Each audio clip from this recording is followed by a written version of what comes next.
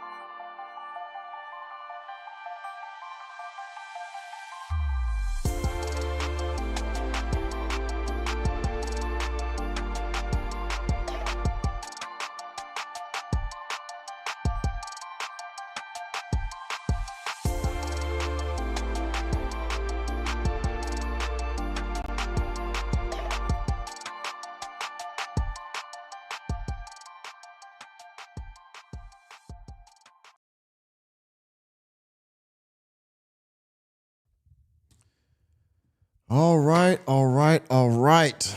Man, you didn't think that the working man was going to cut that Nick Fury was going to come back with another one today, did you? Oh boy. Well, everyone. Thank you for being here once again to the most laziest YouTuber on the planet, all right? My name is Nicholas J. Fury, here where reality checks are always free, and this is the Working Man Podcast.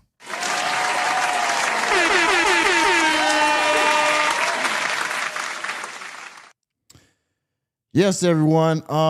We had to come back. We had to spin the block one more again for another Dr. Umar Johnson live stream, y'all. I gotta tell you, Umar Johnson, man. The reaction we're gonna have today is actually a panel discussion that he had before Juneteenth. Okay, and it's quite interesting, right? I have several timestamps, okay, that we're going to go through. Hold on, y'all. I'm trying to get my chat up here, so bear with me here. Trying to get my chat up here. But yes, we had shout out to St. Anson. What are you doing? How you doing? Welcome. Yes, Umar Johnson was on a panel discussion. Again, this was actually before Juneteenth. He was with the Danza Project and the SOS. I think it was something of solace, I believe, something like that. But there's three brothers on there. Well, actually, they're not brothers. One is a brother. The other two are of Latino descent. So they were talking about all things Black community. Once again, of course, the Black and Brown Coalition is strong, as you see on this podcast we're going to show. But yeah, they talked about FDMG several times. They talked about racism. They talked about his children. There's a lot of things that we're going to talk about today, ladies and gentlemen. And if you were disgusted yesterday in what Umar Johnson had to say, again, like I said before, you ain't seen nothing yet, ladies and gentlemen. So I hope that you all are ready, okay? Oh, by the way, Cogo actually also dropped 2 shorts. We're going to check those out, too. They're actually pretty funny. But anyway, let's get the housekeeping out of the way, as we always do. Shout out to XL Pro Services. He's also in the building. Mod is up. Mod is in the chat. Thank you. Okay. We also got a poll going on here, y'all. Where is Umar Johnson during this podcast? I think I know where he's at, and I'm going to tell you why once we get started. Where is Umar Johnson doing this podcast? 70% said in his mama closet, 10% said at the trap bandos, and 20% said he's in the yellow alien spaceship. Enemy spotted. I think that's where he was too, by the way. But y'all let me know when y'all hear this going on. Anyway, to contribute to the channel, to contribute to today's show, y'all, if you would please, of course, hit the like button. If you're a ninja watching here in the chat for all you 22,000 people in attendance, if you're ninja watching, hit the subscribe button and the notification bell. If you want to further contribute monetarily or financially to the channel, I would ask you first to hit the join button at somewhere in the channel somewhere. Hit that join button, become a member of the channel. That would be greatly appreciated. Or if you want to, you can hit the super chat that's always available. Hit the Cash App. You can join my locals down below. There's a Ko-Fi link.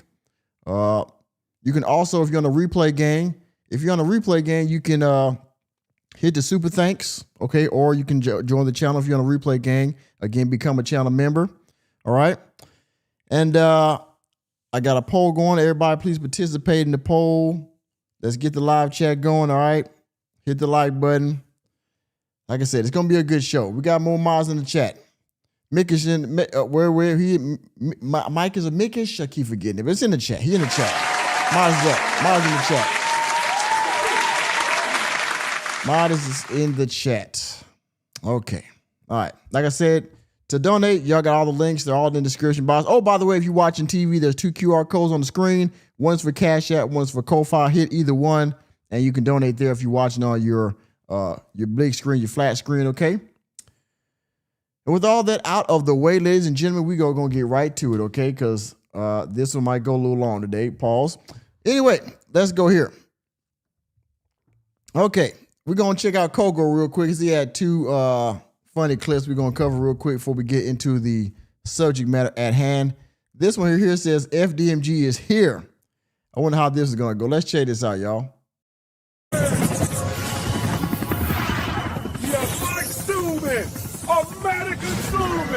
Something's coming! Manifest. You did it, Master! It's real! Now, loyal staff, appear and serve the... Oh, no. It was just a dream. Go back to sleep. Man, I miss Room 130, man. Damn, I miss Room 130. So this is all a dream, huh? Let's go to the next one here real quick. This one says, please like the video, subscribe to my channel. Go check out Cogo. All right, you see the channel right there. Go subscribe to his channel. He's always dropping cool shorts like this. He's always having a good fun and joke, y'all. Let's check this one out. This one says, Umar Johnson surprise reunion with his daughter. Oh, this is going to be fun. Black men, we need to be in the home for our black children.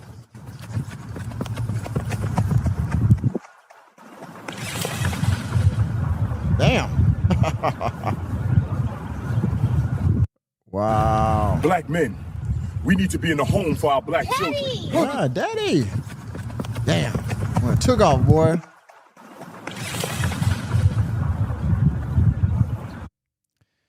Yeah, boy, I tell you, that ninja ain't shit. He ain't. Enemy spotted. Yeah. Anyway, y'all didn't come here for that, right? We're going to play this again here. If we get a break here, we're going to play it again. All right, so this is what y'all wanted to hear right now. This is shout out and fair use to the SOS podcast and all the other people that was, let's see, Matt Rosa, Neo Torres, and the Danza Project. Fair use to all of these people and all these platforms. The title of the video is Dr. Umar Johnson reveals what they never told you about Juneteenth. Now, this podcast, this panel discussion is an hour and 47 minutes, but I got some timestamps of some pertinent information and topics that you might want to hear about, okay? So I'm going to play the intro, and then we're going to get to the first timestamp, all right? Let's get it. Carmelo Anthony had a lawyer on his team who was friends and colleagues with the very person trying to put him in jail for the rest of his life. I completely believe that Carmelo Anthony was innocent and should have been exonerated of all charges. The argument could be made that I'm the most popular black spokesman in American history. Caucasian Nation had a 246-year head start. There's not a single Caucasian institution, financial, social, political, economic, that is not racist towards black people. Racism is not emotion. Racism is business. Dr. Umar, thank you so much, and welcome to the Space of Solace. Welcome, brother. Glad to be with you. Peace and Space of Pan-Africanism. Solace. There we go. I'm glad you're here as well. And a very happy Juneteenth to you and everyone else that is watching right now. Thank you. Thank you. Appreciate it. Absolutely. Absolutely. A day like today, what does that mean for you? I know Juneteenth has to hit different for you this year because as of recently, there was a child by the name of Carmelo Anthony that was just sentenced to 35 years. Okay, now I'm not going to get into I'm not going to get into the Carmelo Anthony thing because, of course, people have sensationalized this to the freaking infinite degree. Okay, but there is something that Umar Johnson says in here that I don't know if you're going to believe, but that'll be the discussion of our first timestamp. So let me move forward here to 13 minutes and 50 seconds. Let y'all hear this right here. I want y'all to hear this and let me know if you think he's telling the truth. The truth. Where is it? 1350. Yeah, that's cool. Right about here. Let's go. I know that right now there's obviously a lot of challenges and problems within the Black community. If I gave you a magic wand and you could fix one problem overnight within the community, what would that problem be and why? It would be racism. The number one problem facing African people in America, it is racism. Do we contribute to its maintenance by our lack of mass organization and infrastructure creation? We absolutely do. But the main problem facing African people is racism. It is the stress. It is the lack of opportunity. It is the systemic discrimination, the bias, the inequity. Without question, it is racism. And you can't eliminate racism. You have to destroy it because Caucasian nation isn't going to voluntarily abandon their privilege so Black people can be equal. We have to recognize that, racism in and of itself is hypocritical because if you claim that you are superior to me in any way, shape, form, or fashion, why do you have to disadvantage my opportunities against you? In other words, if we're going to a track meet and your team unequivocally has professed to the world, we are better than them on any day and any night, then why do I have to make sure you don't wear the same quality of footwear that I wear? Why do you have to make sure that the tools that your team have access to, my team don't have access to them? You have to keep in mind, Caucasian Nation had a 246-year. Okay, Caucasian Nation. If you're watching Caucasian Nation, if you're in the building right now, if you're in the chat, yeah, he's talking about you right now. And of course, he says the number one problem with the Black community is racism. I don't know if any of y'all in the chat agree with that. I think it's debatable. There's a lot of other things that would go along with that. But again, that's not my discussion today. But it's going to lead further into the Carmelo Anthony thing, and specifically his parents. Head start on American people. And when we were set free after the ratification of the 13th Amendment in December of 1865, we were told to catch up without being given any assets or any resources to do so. And according to the research that comes out of Caucasian nation's own universities, it would take 2.5 centuries to correct the Black-white wealth gap in America. Wow. Umar, let me ask you this question. Dr. Umar, fellas. Dr. Umar, I apologize. Hold up, Jay with the guy. You didn't know he has daughters? I think he has 3 daughters.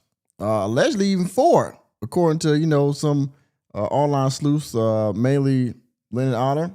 Some people said he has 4 daughters or 4 children, 3 daughters for sure. So, yeah. But don't take my word for it. Go check out Lennon Honor. He got a live stream going on later on tonight, and he'll probably go through over that again. But yes, allegedly he has 3 daughters, 4 children. I don't know if it's a boy or girl, but according to the child support records that he's pulled, yeah, he has at least 3 daughters and allegedly 4 children altogether. So, yeah. Everything that has gone on, there's been people that have said they've spoken to Carmelo Anthony's father, right? Have you had an opportunity to reach out to the family, or have they tried to reach out to you? We have been in communication. I'm not privy to discuss the contents of that. Now, ladies and gentlemen, in the chat, do y'all believe that the Carmelo Anthony family, the father or the mother, has spoken to Umar Johnson? Okay? Now, mind you, in the news, I think the last couple hours, they have got a whole new legal team comprised of like 6 guys. One of them, I think, is the head of the NAACP down there in the city of the city that they're in. So they're gonna review this whole thing for the appeal. He says that they have spoken to him, right? Now, my question is, they spoken to him. Why they haven't they enlisted his services? They spoken to him. You think that they would have Umar Johnson on the front lines, right? Because they had that guy Alexander, whatever the hell his name was, and we see what kind of job he did, right? You think somebody like Umar Johnson is such a powerhouse name with 1.2 million followers on Instagram? You think they would have him on there and they would have him, leading the pack, leading the way on the podium for all the racism and everything that's been going on, with this case, right? You think he'd be out there, but no. So he's not privy to say what they talked about. I guess he's not being like Charleston White, but that's another conversation. But he said he's talked to the Carmelo Anthony family, y'all. Let me run that back so y'all can hear that. Carmelo Anthony's father, right? Have you had an opportunity to reach out to the family, or have they tried to reach out to you? We have been in communication. I'm not privy to discuss the contents of that. I would only say that I know that they love their son tremendously.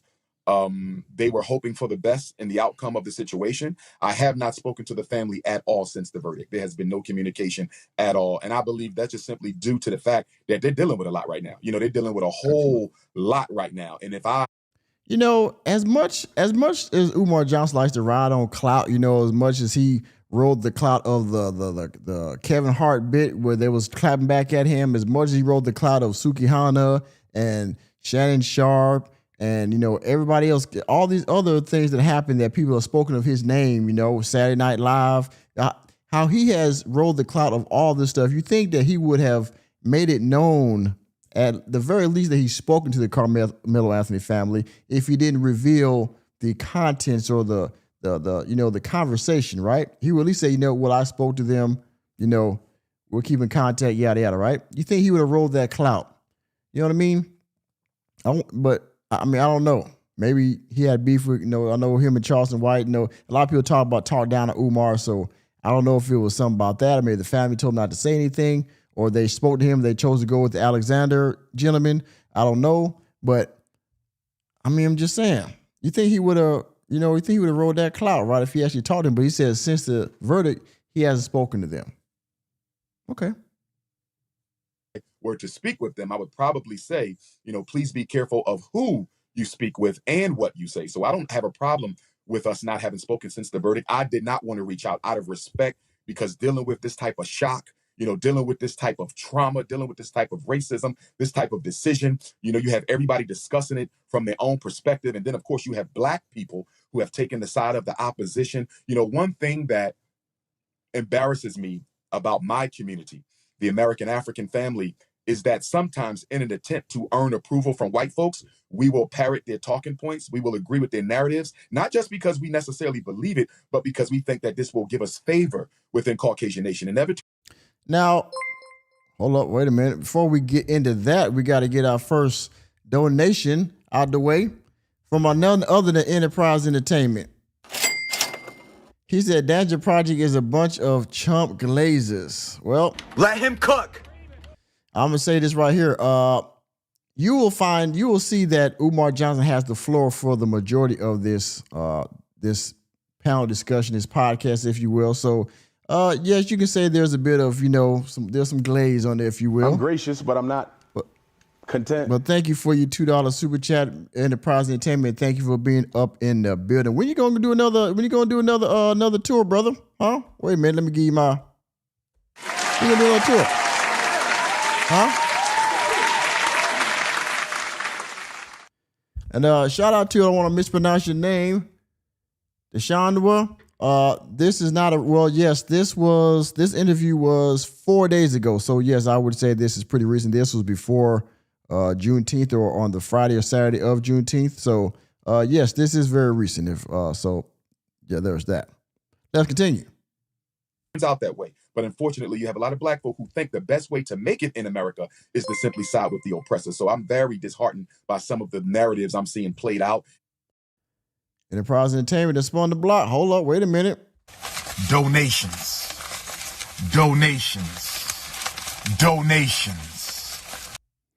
He says someone reached out to the Anthony family. He's lying. Yeah. I don't know if he reached out to them, or if he reached out to the Anthony family. He says someone reached out to the Anthony family. He's lying. Yeah. I don't know if he reached out to them, or if he reached out to the Anthony family. He's lying. Yeah. I don't know if he reached out to them, or if he reached out to the Anthony family. He's lying. Yeah. I don't know if he reached out to them, or they reached out to him. I don't know. I mean, Umar Johnson, I don't think he's plugged in like that, so I don't know if they know how they went, per se. But hey, I mean, I don't know.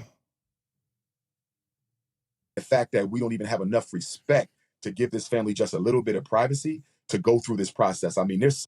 Oh, and by the way, he's talking about there's a lot of different narratives out there, so I get it. A lot of people are siding with Carmelo. Some people that he's saying they're parroting, white talking points, whatever, saying that he didn't defend himself. Umar Johnson saying he fell on the knife and all this kind of stuff. I mean, whatever you want to believe. I mean, the case over. I feel bad for Carmelo. I feel bad, obviously, for the deceased individual known as Austin Metcalf and his dad. Well, yeah. All I'm gonna say is I hope that he gets some. I hope that he can heal from his son passing away like that. Well, being murdered. Anyway, Fraud DMG Tour Part 3. Oh man, see that's what I'm talking about. Let me get another one for you. Donations. Fraud DMG coming. Donations.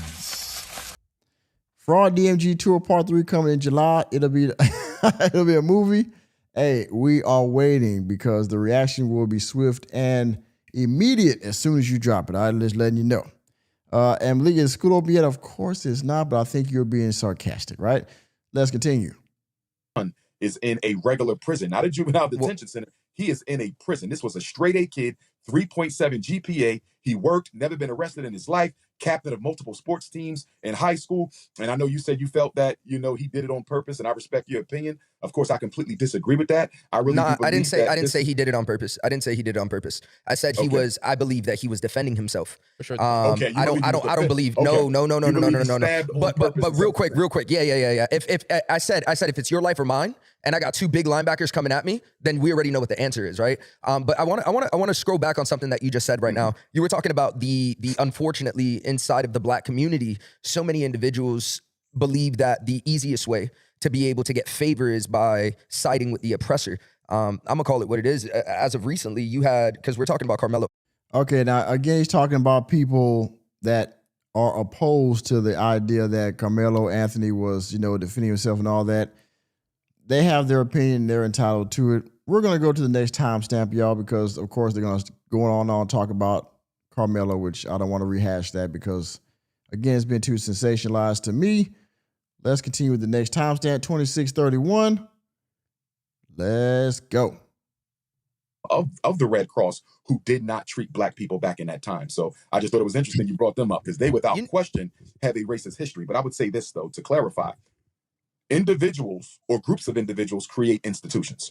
And so in order to understand me when I say all white institutions are racist, you need to also understand that I believe all white people are racist. And in order to understand when I say all white people are racist, I need you to make sure you understand the difference between racism and bigotry. Because although in popular conversation, those two concepts are used interchangeably, they're actually different.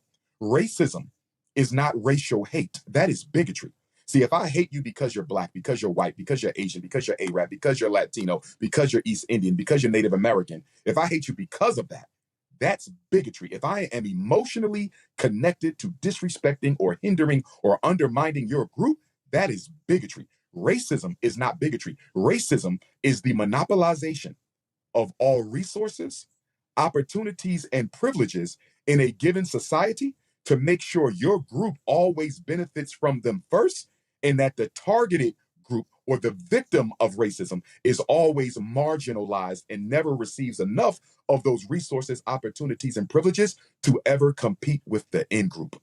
Racism is not emotion. Racism is business. I want white people to control most of the banks. I want white people to control the criminal justice system. I want white people to control the public school system. And this is why when we have conversations about racism in America, when people say, well, black people are their own worst enemies. And sometimes you'll get American Africans who say the same thing. And I'll push back. And I'll say, we're not our worst enemy. We might be the second or third, but we're not the worst because we don't control the miseducation system that's misdiagnosing black children in Orlando or misdiagnosing black children in Miami and putting them. See, I don't agree with a lot of stuff that Umar Johnson when he started talking about this kind of stuff because to me, it's creating, and a lot of people said this about Umar Johnson, that it creates a sort of victim mentality where everything is white people's fault, right? Because, they are in control of this and they're in control of that and they have the majority of this and that and all this kind of stuff, that we can't also be in control of our own within our own community. And again, that's part of the problem. And so when people say we're our own worst enemy, well, is that not true in some sort of way? I mean, I'm not going to get all into it, but in my opinion, when he went back and said, well, is it the biggest thing that's wrong with the black community is racism.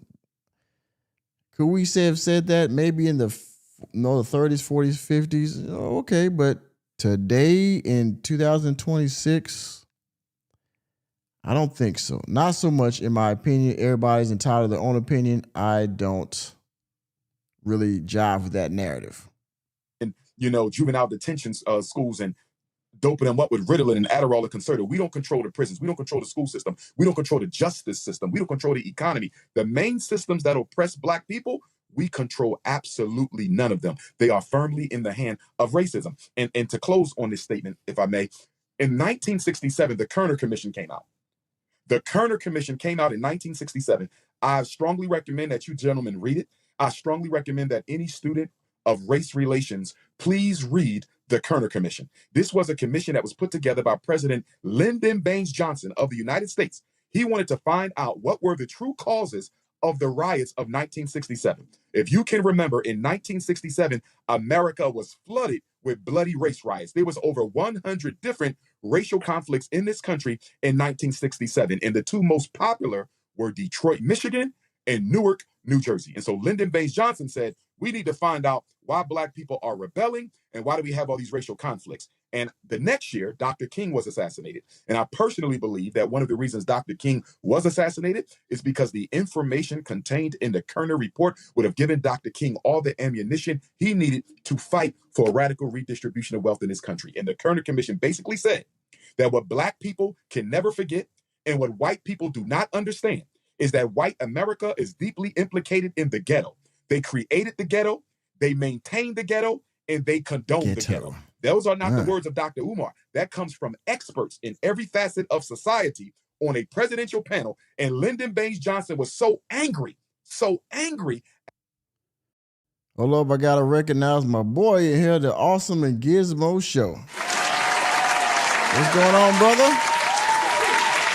Shout out to Awesome, shout out to little Gizmo over there. Hope she's doing well, and you prospering, brother. I'll be checking you. I'll be ninja watching your lives, man. I like what you're doing there. You still doing your thing, man. By the way, let's check in on this poll. Where is Umar Johnson during this podcast? 79% said his mama closet. 3% said the trap bandos, and 18% said it in the yellow alien spaceship. Now, by the way, if you listen to when he's talking, you're going to hear something in the background. That'll let you know he's probably at home. I would say that right there, okay? So just make sure you're paying attention when you're listening. The Kerner Commission report, that he never publicly discussed it. Dr. Umar, a lot of what you speak about is information that people get in bits and pieces. Mm-hmm. I would like to congratulate you on, it looks like we're getting really close to the opening of your school. Yes, sir. And it's something, again, I sent you a text about this, but a lot of people were kind of saying, this is never going to happen. He's stealing the money. They were making all sorts of jokes about it on the internet. Now, when I spoke to you, I heard conviction. I heard real stories of things that were in your way that you would only know if you're involved in business or you've been in some way, shape, or form. You've been a part of something like that where it's tough to get something going because of the people that could be in your way. Yes, sir. Now, with this information that you're giving to us on this interview right now, and also to the viewers who are watching you, with the school being this close to open, is this some of the information that you're going to be providing in there? Or what exactly do you feel is going to be what people walk out of that school learning? Great question. To clarify, let's go. With the Frederick Douglass and Marcus Garvey Leadership Academy, leadership will be the foundational purpose of that school. We want to train young American African men in the ability to walk into any community, not just in America, but in the world, because we are a Pan-Africanist institution, and therefore we do not divide our people up in groups for the purpose of keeping them from aligning with one another. We believe in one Africa, one race, and one people. And so we want to make sure that our young men have the ability to go anywhere from Alabama to Angola, from Paris to Portsmouth, Virginia, to organize their people. And so our foundational sciences that we plan to teach, in addition to what's required, obviously your math, your language, your science, and your social studies are your four core academic subjects. But on top of that, we're going to have agricultural and agronomical science. We're going to have dietary. Y'all hear that beat going on in the background, yo? That thing's been going off ever since he started talking. Of course, I don't think he can hear it because he can't. He just listening to himself talk. But he go beep, beep. He give that chirp in the background. I mean, all that money you get, man, you can't get a 9-volt battery for that damn smoke detector alarm back there, bro. Let me go back and run this one more time. Of keeping them from aligning with one another. We believe in one Africa, but in the world, because we are a pan-African. He said the school is almost done. Exactly, do you feel is going to be what people walk out? Wait a minute. So to the viewers who are watching you, with the to get something going because of the people that could be in your way. Yes, sir. Now, with this information that you're giving to us on this interview right now, and also to the viewers who are watching. Hold on, y'all. Hold on. Let me go back. Money, they were making. I would like to congratulate you on. It looks like we're getting really close to the opening of your school. Yes, sir. All right. So we're getting really close to the opening of the school, y'all. We're getting real close, all right? No, of course we got the ceiling tiles done now. We got wax floors. We got one room with desks, right? We ready to go to the decorating phase now, yeah? So, I mean, we almost done, y'all. Just, this Latino brother here say, Umar, I was talking to you the other day, and you would let me know that you're almost done with the school. What can you tell us about what's going on with the stuff that you need to get done to the people are in your way and things like that? What's going on with that? Oh, what? Enterprise Entertainment back with another one. I better get some more and some more and some more and some more. Says, how are men like this blinded by this fool? I don't know, brother. I don't know how they blinded, but I mean, hey, what's it? Umar Johnson is a baked potato in the microwave. Yeah. By the way, who are they? Juan V the second. Salute the chat, Umar. The Umar Lennon honor brought me here. The algorithm. Well, I'm glad you're here, sir. Glad you're here. Thank you for your time. Thank you for your time, sir. Thank you for being here. All right. By the way, if y'all just joining me, this is Umar Johnson on the SOS podcast. He's talking all things Black community and FDMG and his children. I have a lot of timestamps here. We would get into a lot of the content he was talking about. A lot of stuff is FDMG. There's a lot of stuff also about his children. We're going to get into all that. By the way, if you haven't done so already, for the 73,000 people in attendance, please hit that like button. If you're new to the channel, hit the subscribe button and the notification bell. And again, if you feel on your heart to financially donate, you can continue to hit the super chat like my man Enterprise Entertainment in here, or hit the join button down below, or wherever somewhere in my channel. Become a member of the channel, please, or you can hit the Cash App, as always, $, Mr. Normie. Let's continue. And it's something, again, I sent you a text about this, but a lot of people were kind of saying, this is never going to happen. He's stealing the money. They were making all sorts of jokes about it on the internet. Now, when I spoke to you, I heard conviction. I heard real stories of things that were in your way that you would only know if you're involved in business or you've been in some way, shape, or form. You've been a part of something like that where it's tough to get something going because of the people that could be in your way. Yes, sir. Now, with this information that you're giving to us on this interview right now, and also to the viewers who are watching you, with the school being this close to open, is this some of the information that you're going to be providing in there? Or what exactly do you feel is going to be what people walk out of that school learning? Great question. To clarify, with the Frederick Douglass and Marcus Garvey Leadership Academy, leadership will be the foundational purpose of that school. We want to train young American African men in the ability to walk into any. Oh, you want me to say that one more time, brother? Okay, I'll tell you what, man. I can do the Umar Johnson, Ifa Tunde 3 times. I hit the Cash App, $, Mr. Normie. Hit the Cash App, $, Mr. Normie. All right.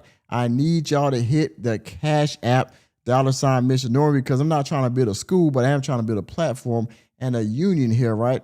So that way y'all can be more informed about scammers like this guy right here. By the way, the gentleman up there, Mr. Danza, is asking Umar, well, what can we expect from the school? Is this some of the stuff you're going to be teaching, all this information that you're giving us? And Umar Johnson is going off the top of the dome like he's already got some kind of curriculum going here. Like, well, at our school, our main, thing is going to be leadership because we have to be able to have these men, lead, not just in America, but in the world.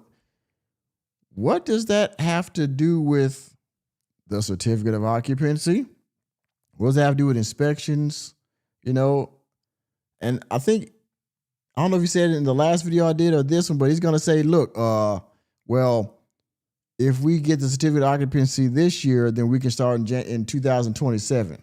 So he's already telegraphed this thing out a whole nother year, right?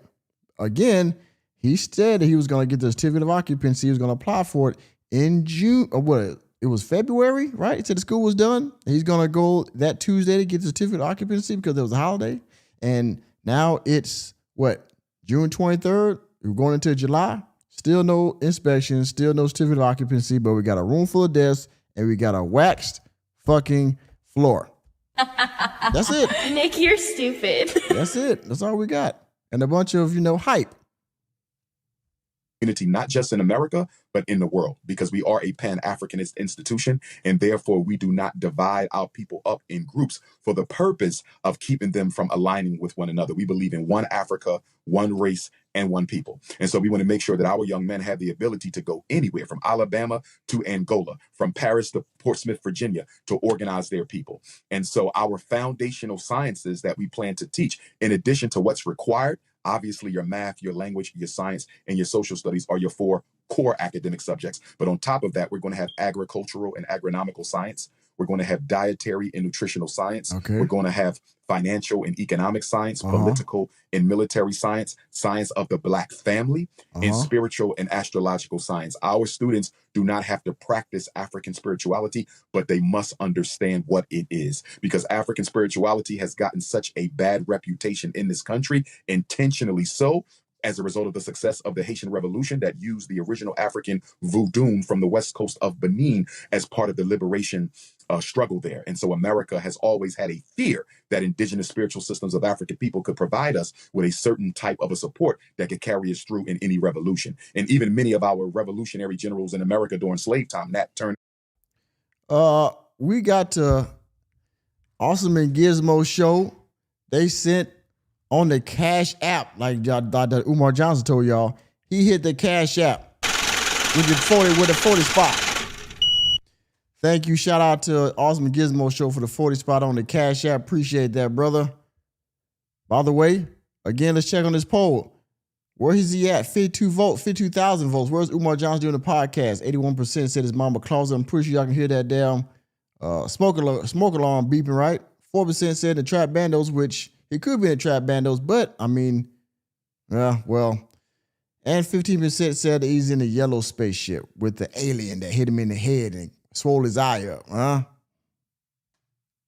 And Denmark Vesey and Gabriel Prosser, they almost always had a, traditional African spiritualist amongst the Revolutionary Army to guide activity on the spiritual plane. But getting back to your question, what Dr. Umar believes politically is not necessarily the curriculum of the Frederick Douglass and Marcus Garvey Academy. For example, Black Queens Forever, Snow Bunnies Never, that's become a global quote of mine. Wherever I go in the world, people shout it, right? That is not something we will teach at the school. Why? Because not all parents of the students who attend FDMG necessarily have a problem with interracial marriage or interracial dating. So a lot of my political positions that are considered controversial by many, extreme by some, I just consider it the truth myself, but those will not be parts of the FDMG curriculum. You have to keep in mind, in the state of... Wait a minute. You sure about that? Ain't you walking it back now? You said, now you're saying, like those disclaimers, like, these views don't reflect, blah, blah, blah. Wait a minute. Now you walking back. Hold up. Let me hear that one more time. Now, you know what? Do I got to give him credit? You know what? Now, I do give him credit for that. It's been the length I've been following him since 2019 when he bought the school. Other people have been following him before then. So, yeah, it's, man, yeah, it's a long time. Some people say it's in 2010. Some people say 2013. I mean, sheesh. I don't know. Awesome. Oh, wait a minute. Let me go back. Hold up. Wait a minute. Am I dropping a link? No, unfortunately, no. I got to figure out how to do this because I'm not on StreamYard. I'm using OBS, so it's a computer-based stream service. So I'm not able to drop a link, but I will be figuring that out because I know people do want to come up. So I need to work on that. Kev G, he done came through. I'm gracious, but I'm not content. Kev G was also a member of the Working Man channel. Says it'll take another 7 years to hire a teacher. Yes, it will. I mean, he ain't got no kind of infrastructure. Nothing. No teachers, no faculty, no staff, no managers. He's the principal, right? So we got that out the way, but nothing else. Nothing else to actually run this thing the way it's supposed to be proper, right? And this is true probably for almost every state. Let me run this back because he can was contradicting himself now. Necessarily have a problem with interracial. Hold up. Academy. For example, Black Queens Forever, Snow Bunnies Never. That's become a global quote of mine. Wherever I go in the world, people shout it, right? That is not something we will teach at the school. Why? Why won't you teach that at the school? So this school is going to be all Black teachers, all Black faculty, all Black students, which we're going to get to that in a second because he's going to walk that back too. But he's going to have all Black students. It's going to be financed purely by Black dollars. And you mean to tell me you're not going to promote Black Queens Forever, Snow Bunnies Never? So in the school, if you're going to be all Black everything, red, black, and green down, that is should be one of your core tenets in the school, right? That Black people should be marrying within their race. They should be dating within their race, right? Why is he walking it back now? Huh? Let's see. Because not all parents of the students who attend FDMG necessarily have a problem with interracial marriage or interracial dating. So a lot of my political positions that are considered controversial by many, extreme by some, I just consider it the truth myself, but those will not be parts of the FDMG curriculum. You have to keep in mind. And why won't that be part of the curriculum? That's what you believe, right? Again, even though your position may be radical, they're all Black, right? According to you. So why would you not continue to promote these same ideals? Why are you just going to do that on social media? But in your own school where you're going to be the principal, you're going to be the CEO, COO, all that kind of stuff, CFO, and you're going to be the principal and you're going to be the therapist, all that. But you mean tell me now you're going to not promote Black Queens Forever, Snow Bunnies Never? All of a sudden you're not going to promote all of your radical and pro-Black ideals in the school? You sure about that? Okay. State of Delaware, and this is true probably for almost every state in the country, you cannot discriminate on the basis of race, even if you are an independent school, right? So we would even have to consider students who are not African for enrollment inside. Whoa, wait a minute. Hold up. Ain't no fucking way.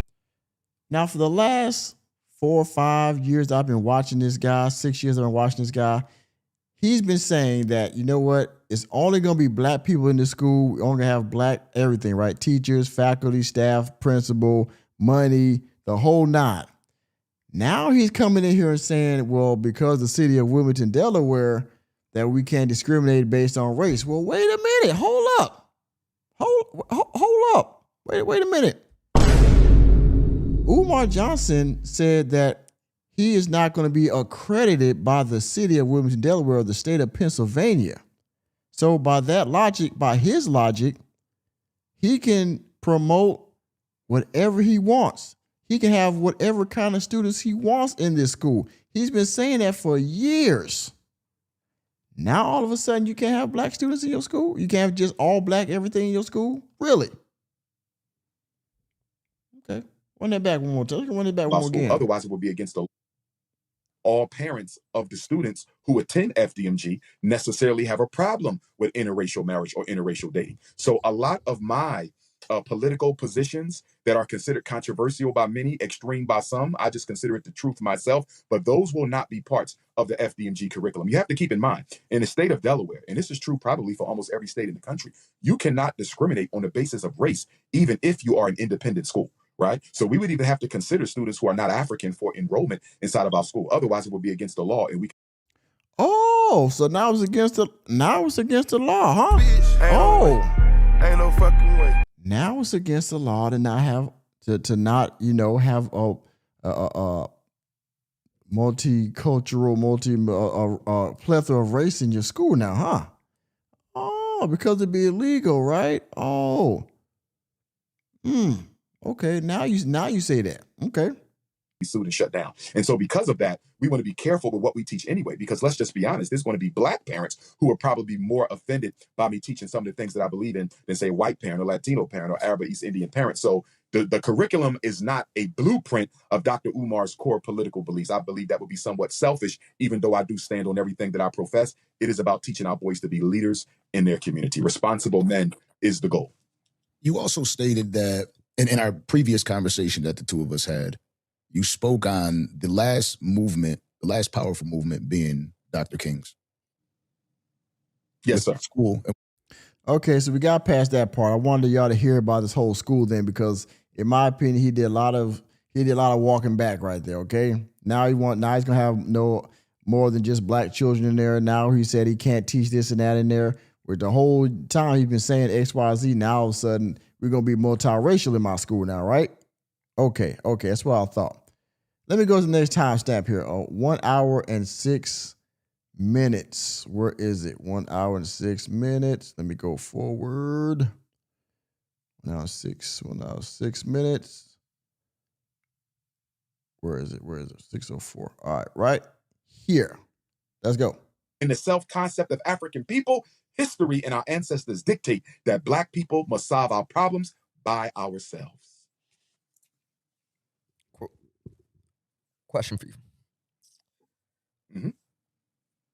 Being that, and I'm trying to think of this the right way, but being that Carmelo Anthony, that situation is so prevalent right now, do you feel that if he was in an all-black school, that the situation would have been different? Because from a data perspective, all black schools usually have more violence. And if that's the case, is your school, let's say he was a part of your school, could he have evaded that violence in today's time with everyone's current mentality? And what are you going to do to keep that violence outside of your school? Remember, great question. Black people go to schools that are still ran by white folks. All public schools and charter schools, even if they claim to be African-centered, white folks run them. The state runs them. The superintendent runs them. You might have black teachers. You might even have a black principal, but the system, the structure, the curriculum, the culture, it's all maintained by Caucasians. So when you say black school, you're simply saying white school with predominantly black children. Okay? I want to be very clear about that. White school with predominantly black children. It's not ours. We don't run it. That's the But the next question you core. asked about how do I make sure that does not happen Know at about FDMG, real simple. The first thing you have to do with black children, African children in the United States, because we have been taught so much self-hate through slavery, through oppression, through public school, through media. And some of that media is our own. The first thing you got to do with black children is teach them how to work together and how to love each other. So there would be no need for violence because that's my brother. He's not just my schoolmate. He's not just my classmate. He's not a stranger that I go to school with. That is my brother. And so at FDMG, we are building a brotherhood that will last an entire lifetime, that will far exceed the length of my own life. So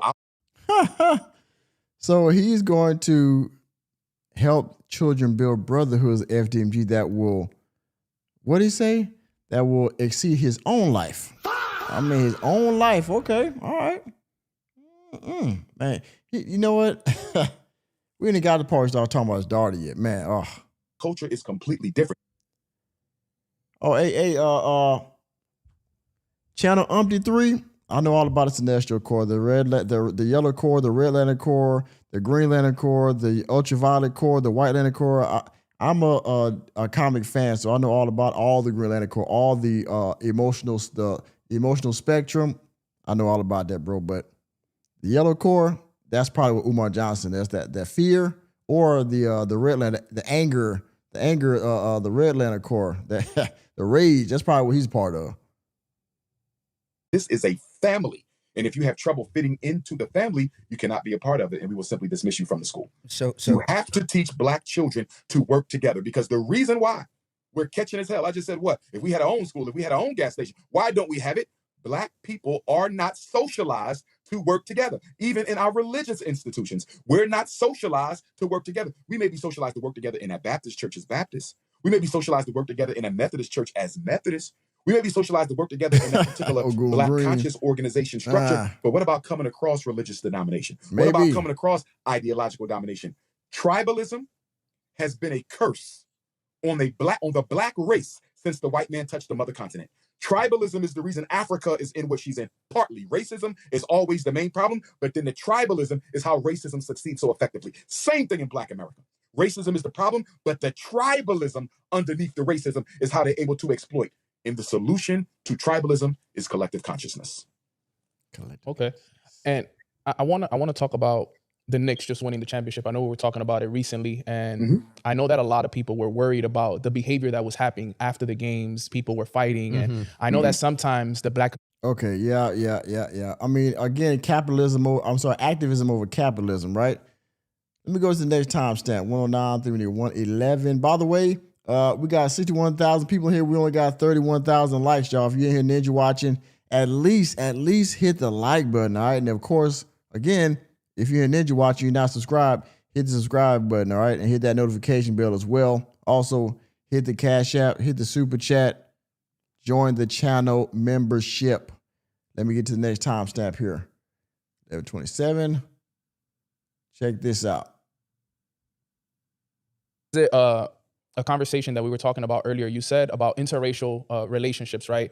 I want to ask you, can a Black man, love their culture, but still build a family outside of it? Is that something that you believe in? If we argue that love is not absolute, then yes, it's possible to love your culture and build a family outside of it, but you didn't love your culture enough. Now, if we argue that love is absolute, you either love your people or you don't, which is kind of more where I stand. I don't completely negate the idea that there's levels of love. Okay, but politically speaking, I got to know what side you're on. So politically speaking, I'm talking you either love your race or you. We talking comments in here now. We talking about LaFreeze and the Orange Land Accord. We talking about greed, huh? That we talking about? I forgot about the Orange Land Accord. The greed in here. That might be more. It might be more fitting right there. I think you're right about that. Don't. And a Black man who loves his race could not, absolutely could not, Black woman either, create a family outside of their own community, and especially not with a white person. First of all, you got to look at this now. Only 1 out of every 4 Black women gets married because of the war on Black men that has us in the cemetery or in the penitentiary or have us wearing a dress, right? So only 1 out of every 4 of our women is getting married anyway. So if you love the Black community and you know that our children are not seeing enough healthy examples of Black on Black heterosexual love, how can you claim to care and not be about the business of trying to rectify that statistic? Umar Johnson.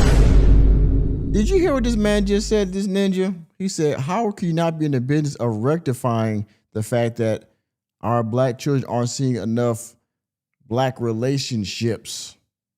And you yourself, again, like we said yesterday, are nowhere near the example of that, right? So again, you got 3 children, maybe even 4. You haven't married any of them. All the women that you run afoul of in your dating history or your history with women in general, the conscious stripper, okay, Lene, the other woman that was on, I think the Storm Monroe show that was talking about you was up on her, that you got her draws.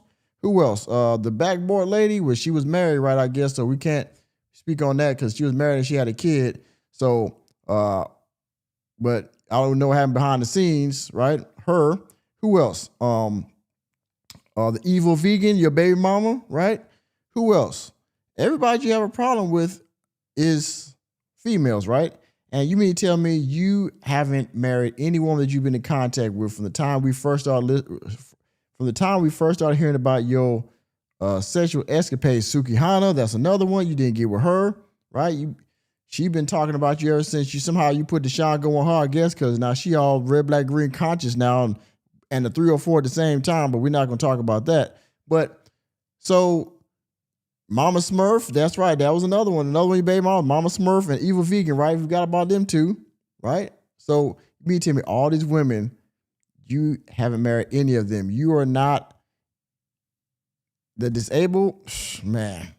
So you mean tell me there's no way, nobody that you could have married to be the example that you are speaking of that Black men out there are not exuding to their children? Huh? Run that back. Again, the pot calling the kettle black, right? Of love.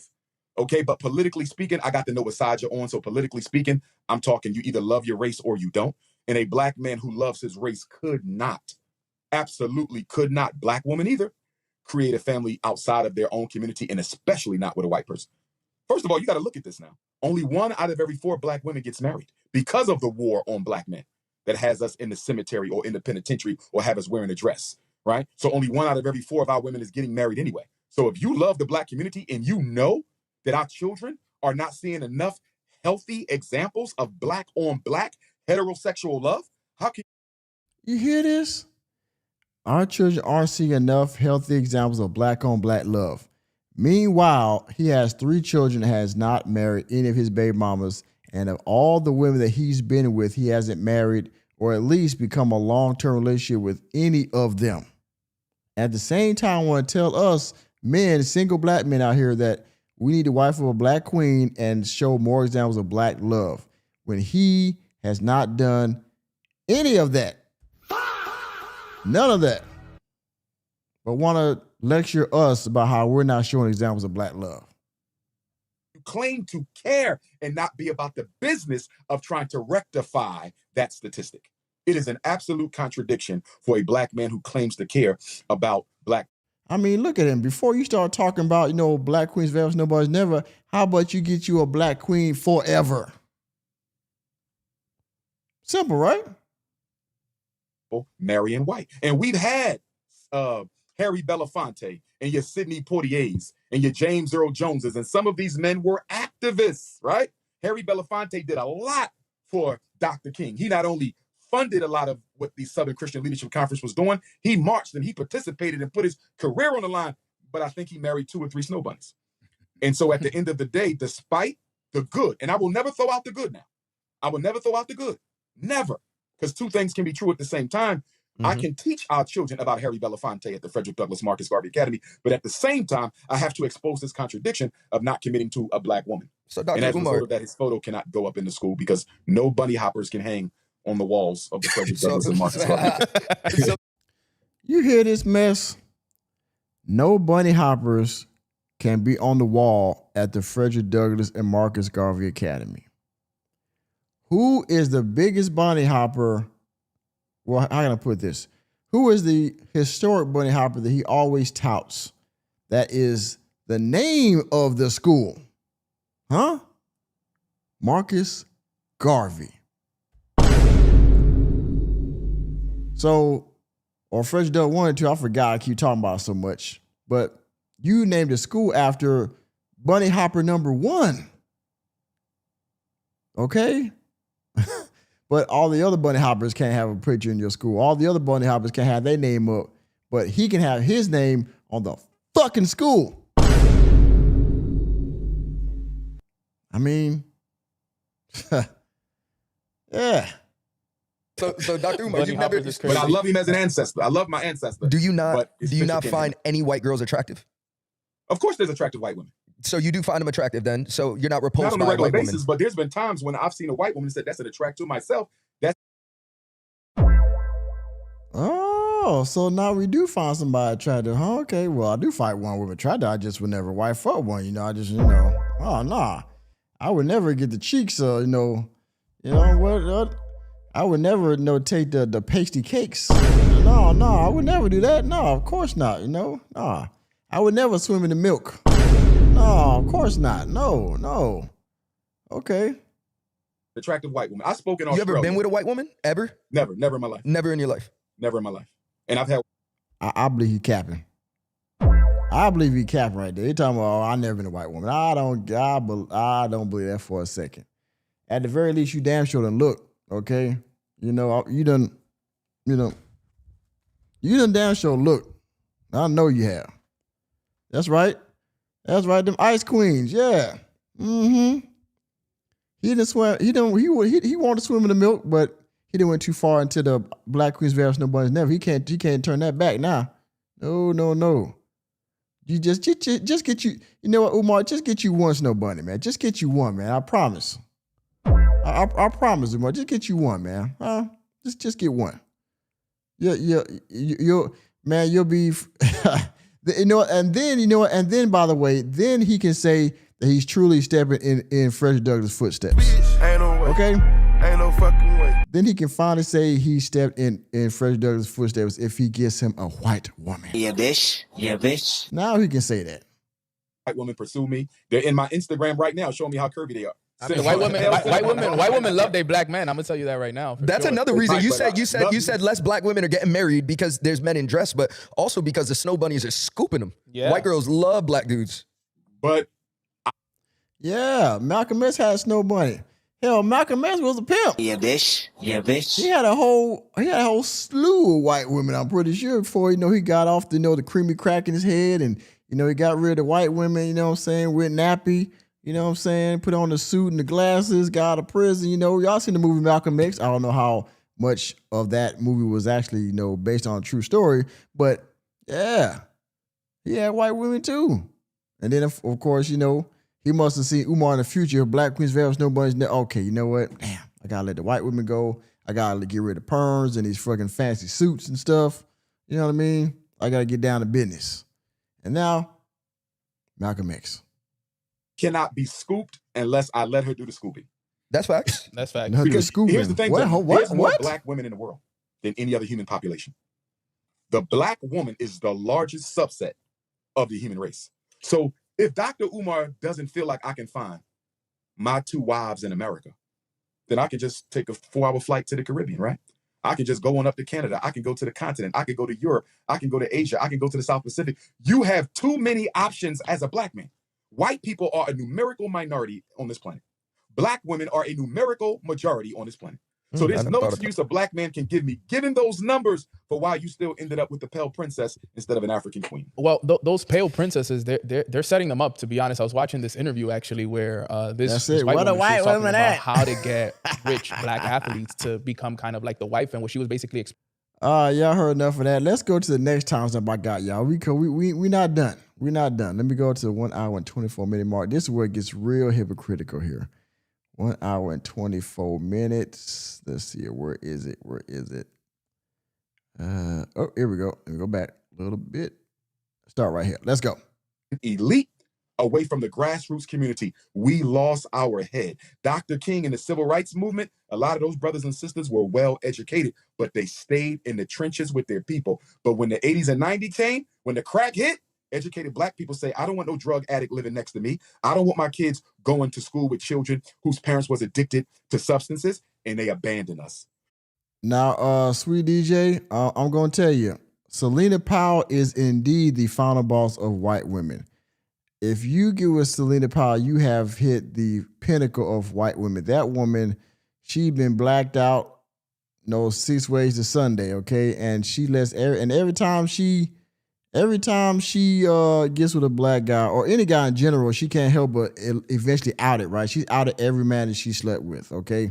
I think that Selena Johnson is like the devil, okay? If you sleep with her, and don't get me wrong, I mean, she's very experienced, I'm sure, by now, as obvious, right? I'm pretty sure she's experienced right now, so she probably turn a brother out or two, right? But what you got to deal with is the fact that she's going to tell on you afterwards. Remember what happened to Snoop Dogg? He was married, right? Remember what happened to him? She has ruined, I won't say ruined, but she's caused trouble for many a brother out there, okay? Yeah, Selena Powell's, I believe she's white. Is she? Let me look it up. I'm pretty sure Selena Powell's white. Or maybe she's, of Latino descent. Let me look. What race is Selena Powell?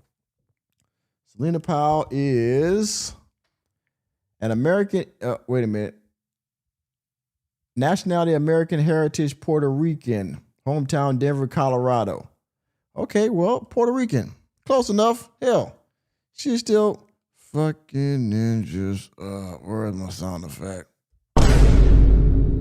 Puerto Rican, I guess, y'all. Which fooled me. I thought she was white, but I just Googled it right here. And Gemini told me that she is Puerto Rican heritage. All right? So there's that, FYI. You cannot understand what's happening right now in America unless you understand how the talented 10th abandoned the black community. Powerful. I know one thing for sure. Every time I speak to you specifically, Umar, I love the conversation, man. And I love that we were able to do that with these guys as well. Space of Solace, because Yeah, I she know, has the she passed the there's a paper few more bag questions, test. obviously. You know, I'm good. Let's go. Phenomenal. I love it. No problem. Yeah. Yeah. I Umar, do want to say Dr. this Umar, before the next apologies. question, just as a point. Go ahead. Just as a point to my supporters who will be watching this interview. The Frederick Douglass and Marcus Garvey Academy, the Garvey building, because we have 4 buildings. So we're talking about the Marcus Garvey Elementary School, not the Frederick Douglass High School, which is much. Okay. Of course, he got 4 buildings, which is really 3 buildings, but who's counting, right? Larger. But the Marcus Garvey Elementary School has been completely ready since Frederick Douglass's birthday, February 14th. See there? Since February 14th, he announced it on the 15th. He said they got all the trash out. Everything's renovated. Okay, they're ready for the certificate occupancy. Once they get the certificate occupancy, then they go on with the next phase, which is decoration. Not operation, but decoration. Remember, there was 4 phases. At first, it was acquisition, restoration, operation. Now it's acquisition, restoration, renovation, and now decoration, and then operation. Okay? So he just told y'all that since the 14th of February, the school has been done and ready. All we waiting for is this Jamaican African that's hating on Umar to come on through and get him an inspection so he can pass and he can further move on to the process of decoration and operation. Right? Run it back one more time. You might ask the question, so we're talking about the Marcus, they abandoned us. You cannot. Specifically, Umar, I love the conversation, man. And I love that we were able to do that with these guys as well, Space of Solace, because, I know there's a few more questions, obviously. Sure, I'm good. Let's go. Phenomenal. I love it. No problem. Yeah. Umar, I do want to say Dr. this Umar, before the next apologies. question, just as a point. Go ahead. Just as a point to my supporters who will be watching this interview. The Frederick Douglass and Marcus Garvey Academy, the Garvey building, because we have 4 buildings. So we're talking about the Marcus Garvey Elementary School, not the Frederick Douglass High School, which is much larger. But the Marcus Garvey Elementary School has been completely ready since Frederick Douglass's birthday, February 14th. So you might ask the question, today is June the 15th. We have March, April, May, June. We are 1/3 of the year since you claimed your school was ready for operation. So why are the doors not open? And that is because we are being held up by the building inspector for our district. He is of African descent, as am I, but he does not care for Dr. Umar. And he is holding us up from getting our final building inspection, which would successfully result in us receiving our certificate of occupancy so we can decorate, have our grand opening, and get ready for our young people. So unfortunately, it does me no great honor to admit that the school is being held up by someone who looks just like me. Ain't no way. Ain't See no there? fucking way. Of course, the building is not. Oh, no, I'm sorry. It's done, right? It's done. But of course, this Jamaican African is holding him up for what he doesn't want to see him get this school ready. And so now, of course, all the blame goes on this Jamaican inspector. Now that you had 7 years to do this, right? Now that you have all this money coming through your hands to get this done. But again, like you said, you've had all of March, all of April, all of May, damn near really now all of June, really. Still haven't gotten it done yet. And it's his fault, right? That looks just like him. Again, it's this black on black hate he always speaks of that's holding him back. Because we are being held up by the building inspector for our district. He is of African descent, as am I, but he does not care for Dr. Umar. And he is holding us up from getting our final building inspection, which would successfully result in us receiving our certificate of occupancy so we can decorate, have our grand opening, and get ready for our young people. So unfortunately, it does me no great honor to admit that the school is being held up by someone who looks just like me. Dr. Umar. No, you were mentioning something. Yeah, I wanted to. I'm curious because obviously you're leading big movements. You're influencing millions of people. You're building schools, and one of our signature questions here in the Space of Solace is, what is something that Dr. Umar struggles with in privately that you don't talk about publicly? Wow. You may be the first Watch this. to ask that question that way ever. Others may have asked the question in a different way, but I've never gotten it. By the way, when he was in Dothan, Alabama, the guy basically asked him the same question. He's going to give a similar answer that he gave the other day, right? Because the guy said, well, what's something that they get wrong about Umar Johnson? They don't, maybe, you know, they misconception. And remember he said, well, I was a womanizer back in the day, but you know, I got better discipline. I got better Shango discipline now. Watch the answer he gives now. What's something that people, you know, get misunderstood about Dr. Umar Johnson? Watch what he say. Just like that from anyone ever. That was powerful. I'm going to give you two. Powerful. And they're kind of related. Number one is being unmarried. A lot of people, not just in my community, but across cultures, because as you guys know, I'm followed by people of every race. And I've been accused of being a womanizer, you know, ladies' man, whatever the case may be. And that would be true if we went back maybe 10 years ago. No. See there? Remember on the show I did yesterday, he was saying the same thing. Well, like back, you know, 10, 20 years ago when I first blew up, you know, I was a womanizer then. I had everybody coming, all the women, all the ladies coming for me. But now, you know, I don't you know, put that behind me, you know, all that stuff, shit like that. So, yeah. Now it's, you know, they think I'm a womanizer. You know, maybe 10 years ago that might have been true. See, there's a little bit of truth in all this, you know, deflection going on here. No, 10 years ago, no. How about today? Or maybe yesterday. How about that? You know, I did have that period for a minute. When I first blew up, I had to get control of myself. But I've had control of myself for some time now. And one of the things I struggle with is not having that wife on my arm for black boys to see right now. The same junk he said yesterday, man. The same thing he said yesterday. Just in a different way. I wish, again, all this stuff he was talking like half an hour ago in this podcast, and it's like, well, we don't have enough examples of black love. These black men are not marrying black women. You know, there's only 1 in 4 black women get married, and you know, nobody's marrying these black women. There's no examples to black boys and black girls of no black love. In the same breath, well, I wish I had got married. I don't have any queens. I don't have my 2 queens in my arms, so I can show these men an example of black love, right? By the way, let's check this poll out real quick. Where's Umar Johnson doing this podcast? 81% said his mama closet.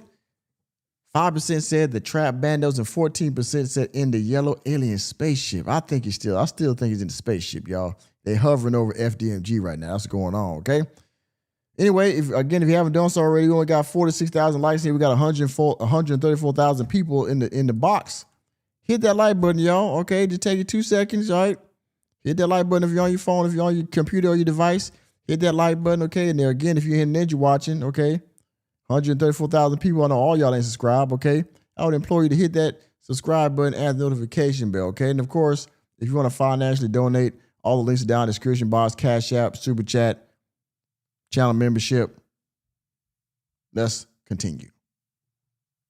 So one of the things that people would not know that I struggle with is being single. Most people would think I embrace it and I see it as some sort of a badge of honor. You do embrace Nothing it. could be further from the truth because all of my ancestors, all of my heroes were married, all of them. Carter G. Woodson never married. Shaka Zulu of South Africa never married. But 99% of all of my heroes were married, and I'm not, right? So that's a contradiction for me. Now, what gives me solace in saying that is I've also been told through divination, I practice Ifa, the Yoruba system of spirituality out of Nigeria. And in a conversation with a Babalabo I had in New York City back in 2017, 9 years ago, he told me that the school would come before my wife comes. He said, focus on getting the school done spiritually.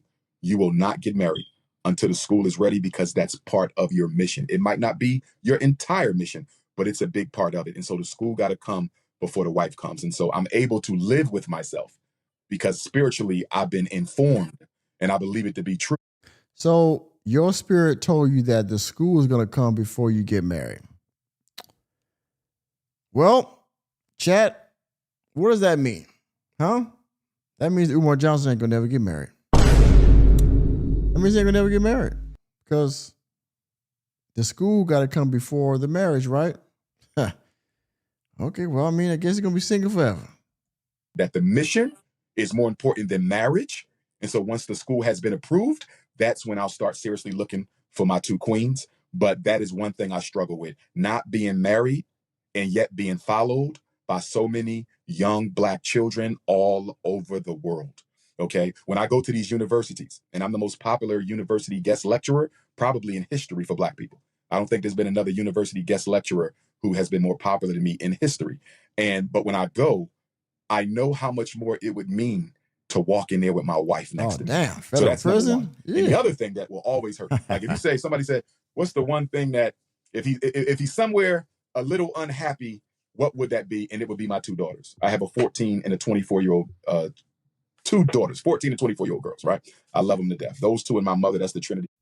14 and 20. Wait a minute. 14 and 24. I did 20. 14? Sheesh. Always hurt me. Like if you say, somebody said, what's the one thing that if he's somewhere a little unhappy, what would that be? And it would be my two daughters. I have a 14 and a 24-year-old, two daughters, 14 and 24-year-old girls, right? I love them to death. Those two and my mother, that's the Trinity in my heart. And I was not allowed to be present in the lives of my daughters the way in which I wanted to and am still struggling to do now. And so on any given day, if you say, what's bothering Doc? I'm thinking about my girls, and I'm wondering how long before the ancestors send me the two queens that I need to finish this work. Because if I had a wife before 2010, when I blew up out of nowhere, Chicago and New York. It was like magic. It was miraculous. If I already had a wife in place, I know I would be so much further along in my mission that I am now. When you're serious about. So you mean to tell me that, you know what? If you had a wife, FDMG would be open right now. I know all I was missing the queen. That was the one thing that if I had her, I'd be so farther along my mission right now. I would have the school done. I'd be even bigger in the conscious community. I would have, instead of having 1.2 million followers on Instagram, I might have 3, 4, 5 million. Huh? Man. Okay. And again, like you said again, he didn't have he wasn't in his daughter's life like he wanted to be. And of course he blames the baby mamas for that. Right? Yeah. So he's sad because he can't see his daughters. Work like I am. And because he does not have any queens yet. You see firsthand how not having a trusted mate in your queen really smoke hinders your alarm. progress. I appreciate you sharing that with us. You know, hearing you talk about that, so that's something that's big for me. I've been with the same woman. It's my first girlfriend, actually. I'm 33 years old. I mean, it's all good. I ain't gonna hate on. And I wouldn't be where it is that I'm at today without the just constant accountability, being able to lay my head to sleep at night, knowing even if. All right, now we got the last timestamp I would like to get to, and then we might close the show out, y'all. Let me get 1 hour 38 seconds, 31 minutes, and then we can close this out for the day, y'all. Thank y'all for being here. Thank you. If you're still, and by the way, if you're still in here, 145 people here. If you're still here, thank you so much. Give yourself a round of applause. Give yourself a round of applause. You're still in here. Let me hit this last timestamp, y'all. That's gonna be a doozy as well. Let's go. Talk. I know a lot of men that need that. Dr. And the Umar, other man, thing I I would appreciate say that message right because is we gotta I'm be sending more this. I'm sending this to my brothers. I'm sorry. Same few actually. Sexual discipline. We have to be, that's something I'm working on. Well, the land of make believe. Got to work on my sexual discipline. Oh, wow, really? Okay. Atlanta make believe he would definitely work on his Shango discipline. All right. 25. And if you don't have the discipline to hold on to that, you can do more to destroy that relationship with that child by focusing too much on the mom in their presence than the mother ever could do. And I've seen fathers lose the relationship on their own by being too concerned about the mother and what she did to keep y'all apart. Don't focus on the past when you're with your children. This is my message to fathers. Do not focus on the past. It's going to be hard to deal with all the birthdays you missed, right? All the New Year's you missed. That's going to hurt you when you finally get around your child. All of that historical pain is going to come back, but you got to practice discipline. You have to be a man. You got to have strength of spirit. You got to tell yourself, as much as it hurts, that's the past. God has given me the opportunity to build a relationship with my child in the present, and I can't sabotage the now for what happened back then. Talk. I know a lot of men that need that. Dr. And the Umar, other man, thing I I would appreciate say that message right because is we gotta I'm be sending more this. I'm sending this to my brothers. I'm sorry. Same few actually. Sexual discipline. We have to be, So, that's something I'm working on. You got to be, and I've been working on it for a while, and I've made strides, and I'm proud of myself. I wish I would have started a whole lot younger, but when I blew up, I had no idea that this was coming to me at such a young age. But sexual discipline is key, and so what I'm doing right now. You hear this baked in excuse he's making for himself? Well, when I was young, I was out there, but now, I've been working on it, but now I'm good, so it's just, 3-4 months ago, again, there was a woman that was on Storm Monroe, and she was talking about how she had videos of your apartment, she had pictures of your mom, which I thought was egregious, but she was putting that stuff out there in the streets. She was talking about how y'all had basically had a pseudo relationship or situationship, whatever. And then I don't know what happened with that. Again, sexual discipline. Umar Johnson, you are not the poster child for that at all, right? Neither is he a black love either. At this stage of my life with the school coming is I'm looking at all my faults and flaws as a man, not just as a potential husband, as a father, but just as a man of the community. I'm looking at those things about myself I need to fix and change, because when I go before these boys as their principal, as their teacher, I need to be an example of what they need to be. And I'm very serious about being that example that they need to be. And so I'm doing all I can to perfect myself. And we as men have to recognize that we are always evolving, or always should be evolving, to become a better version of ourselves. Well, Dr. Umar, as we come to an end here and we wrap this thing up, we have a question that we ask all our guests. The internet is a long time. And 20 years from now, your children are scrolling and they come across this video. What do you want them to know about their father? I mean, he got one is 14, one is 24. I don't know how old the third one is. Apparently he got, remember that one, where that one lady, I think he was in the UK, she was like, my son said that you had 3 baby mamas. And then he was like, who you think I got a third baby mama and a third baby? So according to him, he's only got 2. But again, there are reports out there. There are reports out there that he has 3, maybe even 4. Okay? So, I mean, Umar Johnson has what do he call it? That thoughtless personality disorder. I mean, yeah. What I would want my daughters to know about their father is that, and I'm hoping I'm still here scrolling with them, with my grandchildren, but I want them to know that their father absolutely loved them, absolutely loves them, that he would wish for nothing more than to go back in time and recreate all the time that I lost. I wish I would have been more responsible with women, so they would not have to be born into a situation where their father would be punished, or even they themselves would be punished by their mother because their father didn't choose to make her a wife. So I would have to apologize. I would have to apologize for the circumstances around which they were brought into this world. But with that, I would want them to absolutely know God don't make mistakes. There's a reason why they're here. And them existing in this space and time was the greatest thing that ever happened in my life. My CIA water. In my CIA water. Dr. Umar, I want to say, I love having these conversations with you, as I stated earlier, but I'm super excited that you are accomplishing everything you sought out to accomplish. And I know there's obviously a lot more, but we need that type of an example out there, because you're pretty much another martyr, right? Like, everybody's looking at you and praying for your downfall. They're praying that you struggling, keep overcoming these obstacles, and man. that allows the next individual that says, no matter what's said about you on the internet, or what people are constantly trying to preach about you, or people labeling you things, you can still persevere, and you can come out of this on top. So I for one, absolutely am excited to see you continue winning. And, I'm praying that you keep winning through all of this exactly the way you appreciate that, brother. Appreciate it. Yeah. Good words, man. Dr. Umar, I know there's no official date right now for the opening of the school, but is there somewhere that people could go check out information, where they can go do their research on it, maybe sign up to a wait list? A waiting list. Is there somewhere that we can go, that we can sign up for maybe a waiting list and get more information on the school? The answer is nope. There is no website. There is nothing. I think there was a website, right? I think Lynn Honor, he showed it, but somebody took the domain name.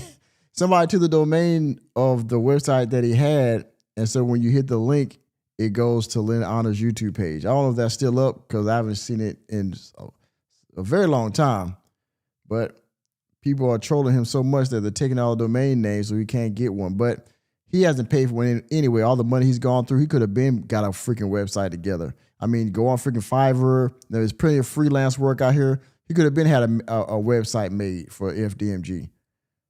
But, yeah.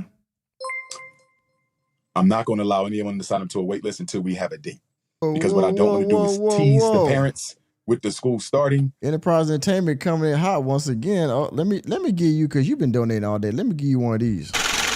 You've been coming through all day. He said, tell Danza to take the eggplant out of his mouth before speaking. You know what he's talking about with the eggplant. I won't say it. Maybe.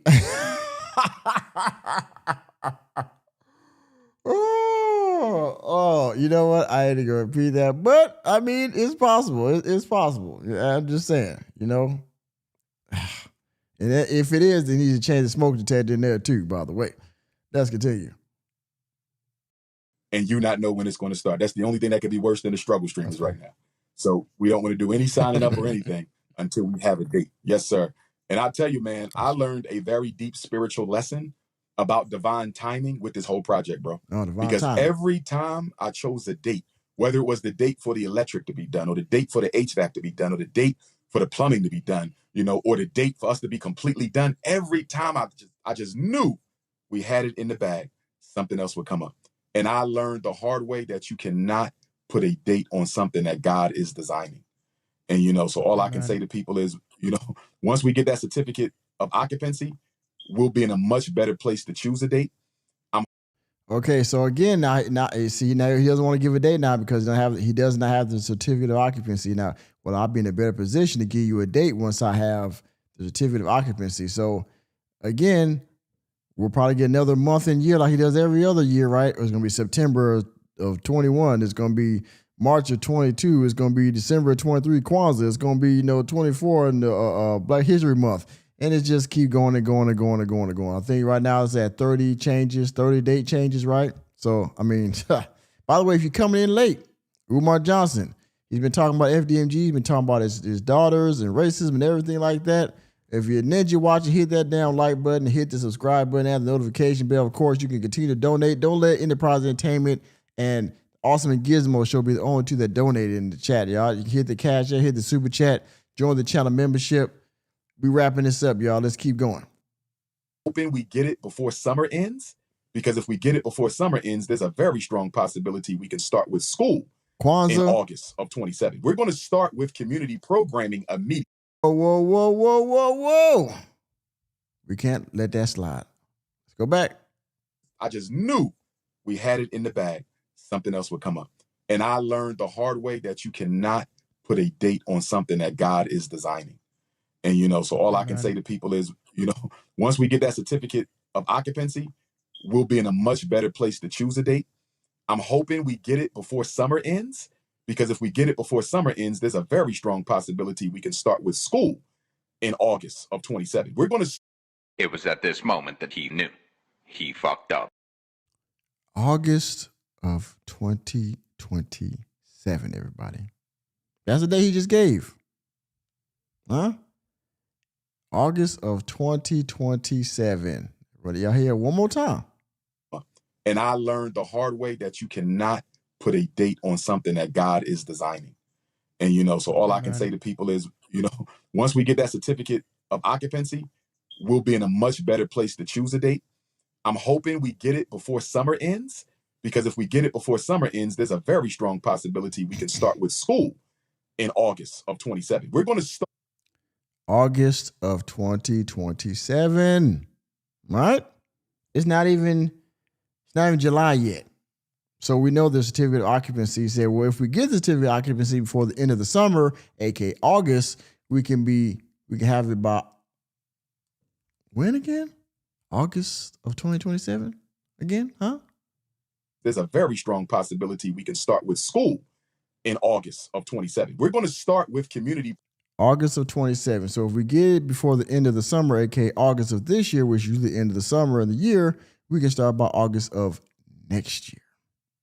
So we're going to keep an eye out on that certificate of occupancy, because if he doesn't get it by the end of the summer, then I don't know, we'll be in the 28, 29 year then, and the saga continues. programming immediately. So the village will be able to benefit as soon as we have the grand opening. But with regard to the school itself, which is the main purpose for why we have those properties in the first place, we're going to need a strong year to get everything lined up. Because you're talking about busing schedules, you're talking about the dietitian. There's a lot that got to go into that. We're going to need a strong 12 months. So I'm hoping we can wrap this thing up by August. I pray they don't drag us into another fall. Because as I said, we've been done since February. That's the top of the year. That's the top of the year. And here we are in the middle of the year, and we're still fighting to get an inspection. You know what I mean? So I'm just hoping that it's within the plans of the Almighty through the ancestors that this thing will come to a conclusion before the weather changes, because I would love to start getting ready. I'm ready to decorate. That's going to be the fun thing. I'm really looking forward to decorating and hanging up some pictures of Garvey and Douglas and other ancestors and bringing the plants in there, African artwork. That's going to be very therapeutic for me after what we faced these past 7 years. But once we get that certificate of occupancy, we could probably give you a date. You gotta let us know the grand opening. We're coming. And absolutely, we're gonna have the Dancer Project. We're gonna have Space of Solace outside. We're gonna have Fred Buddy with us. The glaze, absolutely. And we do have a website under construction for the school. It's funny because the struggle streamers, they keep stealing all the domain names, right? So all the FDMGs have been stolen, so we have to do something else. So they have a website under construction. How long is that taking? Okay. Again, I don't know how long it takes to build a website, but I'm pretty sure if you get an expert, not one of those janky contractors like you got in the past, but if you got somebody actually legit, it wouldn't take long to build a website with all kind of links and, information and, contact information, all the other kind of stuff. And of course, the donation links and all that kind of shit. Right.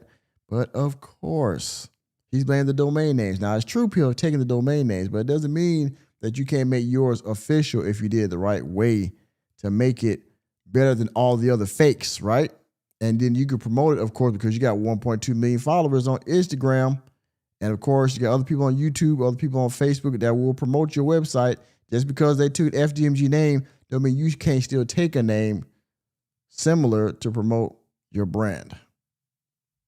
But that sounds too much like common sense. I'm just telling people to follow me on my Instagram as well as my Patreon, patreon.com/Dr. Umar. I have the Dr. Umar online book club right now. We're reading Race First, the organizational and ideological struggles of Marcus Garvey and the UNIA. So patreon.com/Dr. Umar, but you can join as a free member. And then on my Instagram, follow my Instagram, Dr. Umar Johnson. I got 1.2 million subscribers. It should be much more than that.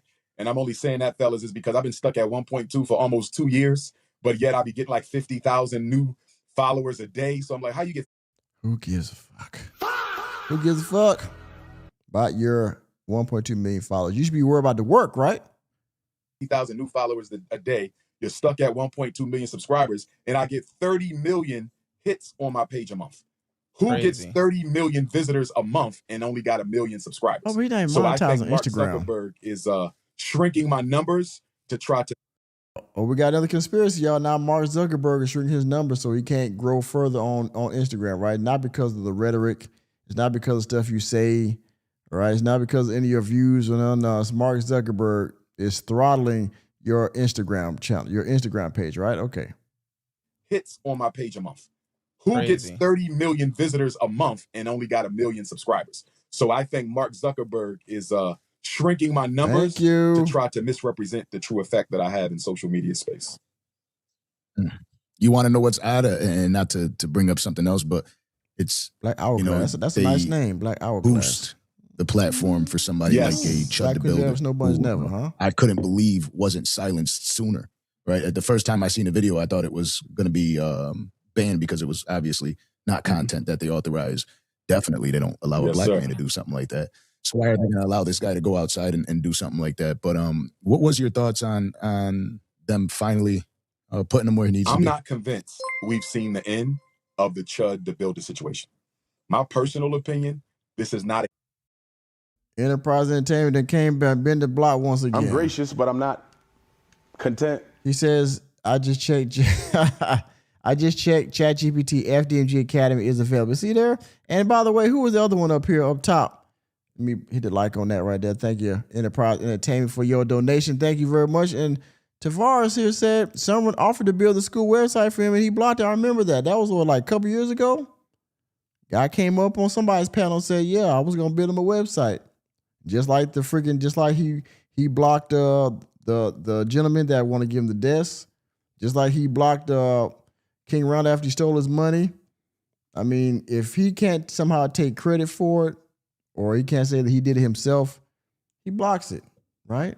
I mean, plenty of people have come through with actual real help for him. And all he had to do is pay a proper fee.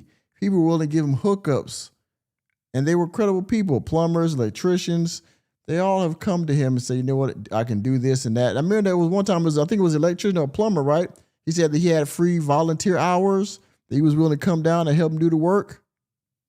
Umar blew him off too.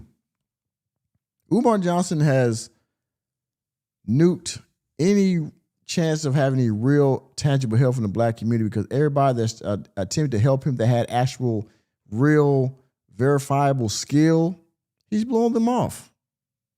And now he's wondering why he got janky contractors and he got to say, well, the white man helped me because the black contractors and black this and that wasn't doing me right. Well, it's because you crapped on everybody that tried to help you for real. Hard and solid opinion, but I believe he's a government psyops.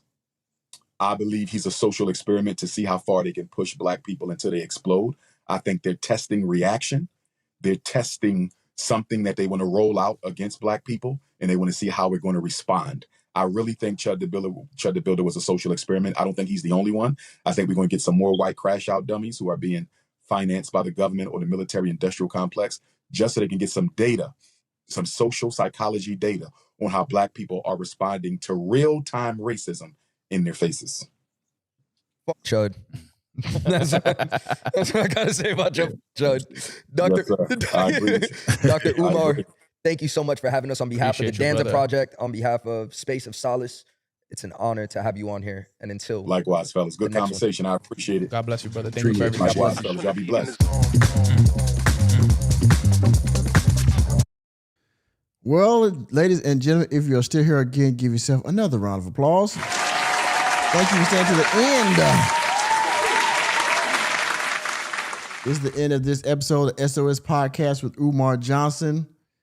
Hopefully y'all got something out of all the timestamps, all the information that I gave today. Sure other people will cover this in the next few hours, but hopefully you'll be in their chats, whatever, and you can, say that you heard from the working man first, all right?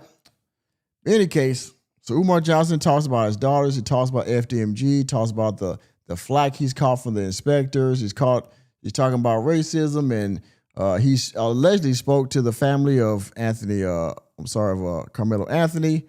All these kind of things that he's talked about today in this stream they had before Juneteenth. All right? So, let me go to my main camera. As we close out this show, let me check this poll one more time before I close it out. Where is Umar Johnson during this podcast? I think y'all heard the chirps, the infamous chirps going on. Where is Umar during this podcast? 80% said his mama's closet. 6% said the trap bandos. And 14% said in the yellow alien spaceship. I think he was in the yellow alien spaceship. And they just had that chirp going on to make it seem like, he was back on Earth. He really wasn't. I think he was in the spaceship. That was just a psyops, that beat, just make it seem like he was really at home, right? In any case, y'all, thank you for being here. Thank you for everybody for participating in the poll and in the live chat. Thank you to everybody that donated, Cashapp, Super Chats. And if you didn't do it today on your heart, that's okay. Maybe you'll do it next show, I hope. All right, we need more members. And of course, your donations are always, always very much appreciated. They help out the channel greatly. Help out my motivation. They help out with more quality content. So as we leave here, ladies and gentlemen, again, I hope everybody had a good morning, day, or evening, wherever you are around the globe. You know who you with, the most laziest YouTuber ever in life on the panel, the most laziest YouTuber, okay? My name is Nicholas J. Fury, here where reality checks are free. You are tuned in to another live stream of the Working Man Podcast. Thank you all for being here. And always remember, everyone, reality checks are free. See you next time.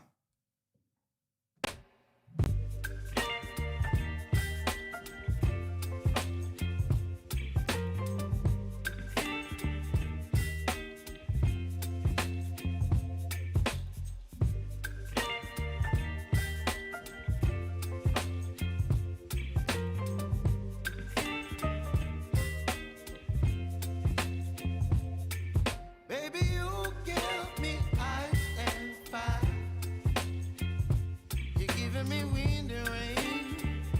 You're some kind of butterfly. Baby, you give me midnight. You whip up my appetite. Don't leave me here high and dry.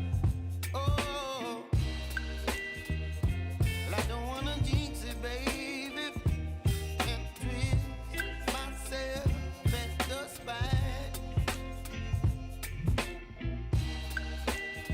Don't wanna overthink it, baby. It's just twist your body and mine. Baby, you give me ice and fire. You're giving me wind and rain. You're some kind of butterfly. Baby, you give me midnight. You whip up my appetite. Don't leave me here high and dry. Oh, but I don't wanna jinx it, baby. Let's not get ahead of my time. Oh, but I don't wanna miss you, baby. So I stand up and speak my mind. Oh.